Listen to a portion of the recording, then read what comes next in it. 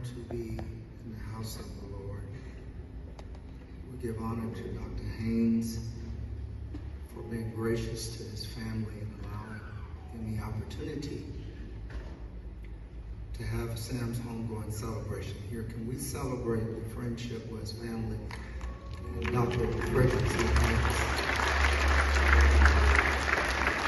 When I was a boy, Mom would say, people don't have to be nice, but if they are, they don't have to be nice to you. And Dr. Haynes, your pastoral care team is second to none. We didn't know what to expect when we came down last week with the family, but the quality of care, the professionalism, the class and the grace.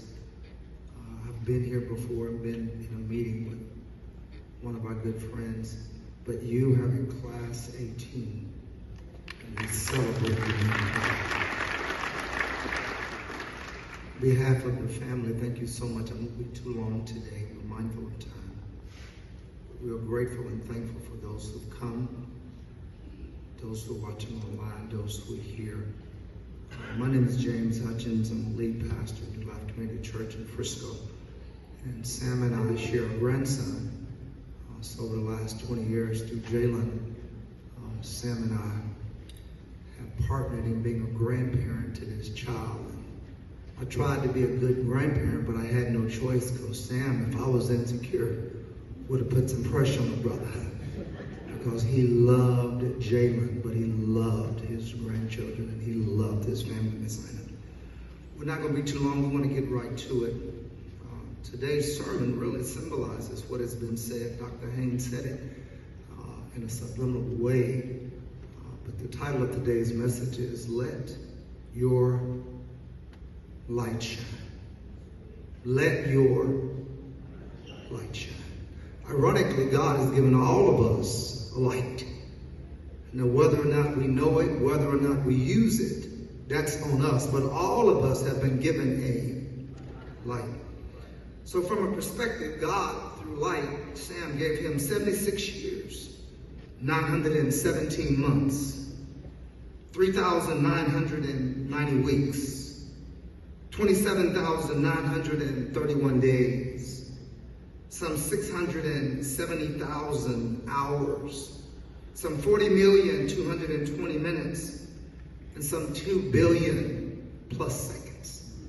It's a stark reminder that no matter how long we live, the light that we have on this side will not always shine. But the impact we made can outlive us. Sam's impact, indeed, will outlive him on this side.